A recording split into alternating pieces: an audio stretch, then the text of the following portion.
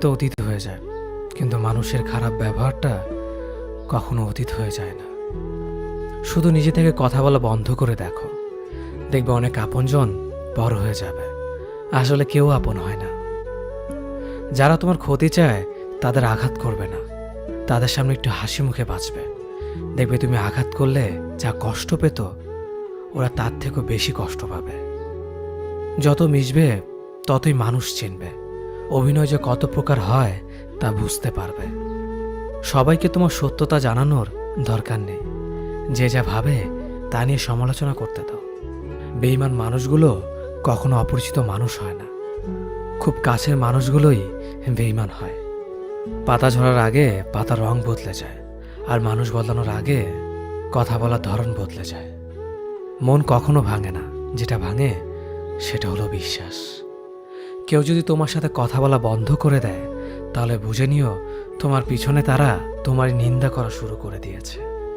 ভুল মানুষের কাছে প্রত্যাশা রাখি বলে আমরা দুঃখ পাই বেশি। আপনি যতই নরম মনের মানুষ হবেন, ততই আপনি অন্যদের কাছ থেকে ক্ষত বিক্ষত হবেন। মানুষ চেনা শুরু করলে এমনিতেই বন্ধুর সংখ্যা কমে যাবে, এটাই বাস্তব।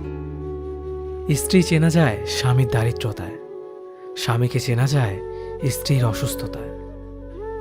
খাবার যতই দামি হোক না কেন, পচে গেলে যেমন তার দাম থাকে না, ঠিক তেমনি শিক্ষা যতই থাকুক না কেন, মনুষ্যত্ব না থাকলে সেই শিক্ষার কোনো দাম থাকে না।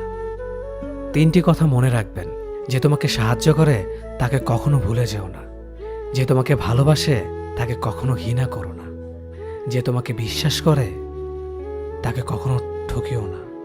ধোঁকা একজনেই দেয়, কিন্তু বিশ্বাস সবার উপর থেকে উঠে যায়। পৃথিবীর কেউ যদি আপন বলে থাকে, তিনি হচ্ছেন মা।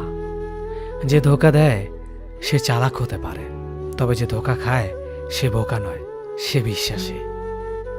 কাউকে যদি ভালোবাসতে হয় তাহলে হৃদয় থেকে ভালোবাসুন। নিজের স্বার্থের জন্য তার কাছে ভালোবাসার অভিনয় করবেন না। আপনার অভিনয় হয়তো একটি মানুষের জীবনটাই পুরো এলোমেলো করে দিতে পারে।